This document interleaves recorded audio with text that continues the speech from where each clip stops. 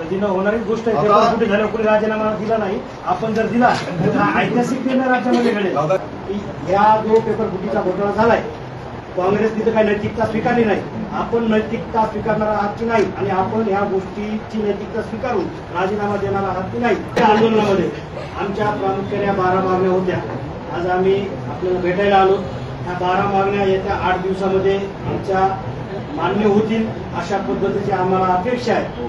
आम्ही त्याच्यामध्ये डेडलाईन 8 दिवसांनी दिलेली आहे. जर ह्या 8 दिवसामध्ये नाही झाल्या तर पुन्हा आम्हाला तुमच्या घरावरती राज्यव्यापी आंदोलन उभं करावं लागेल. अशी वेळ येणार नाही अशा पद्धतीची आमची तुम्हाला विनंती आहे. आणि सगळ्यात बैठकीतला शेवटचा विषय की ह्या जो पेपर फुटीचा घोटाळा झालाय, काँग्रेस तिथं काही नैतिकता स्वीकारली नाही. आपण नैतिकता स्वीकारणारा आहात की नाही, आणि आपण ह्या गोष्टीची नैतिकता स्वीकारून राजीनामा देणारा आहात की नाही, हा आमचा या बैठकीतला शेवटचा विषय. याच्यावरती आपलं काय मत? 6 लाख आणि येणाऱ्या काळामध्ये पण आणखी जे विद्यार्थी आहेत, आमची पण जबाबदारी नाही का? उलट कधी न होणाऱ्या गोष्टी आपण आता केल्या ना.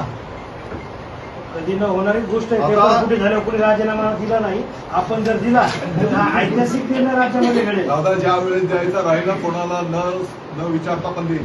वर्षा गायकवाड शिक्षण मंत्री होत्या, त्यांनी देखील याच पद्धतीने सगळ्या घोटाळा केला. अख्ख्या मालेगावला माहिती आहे.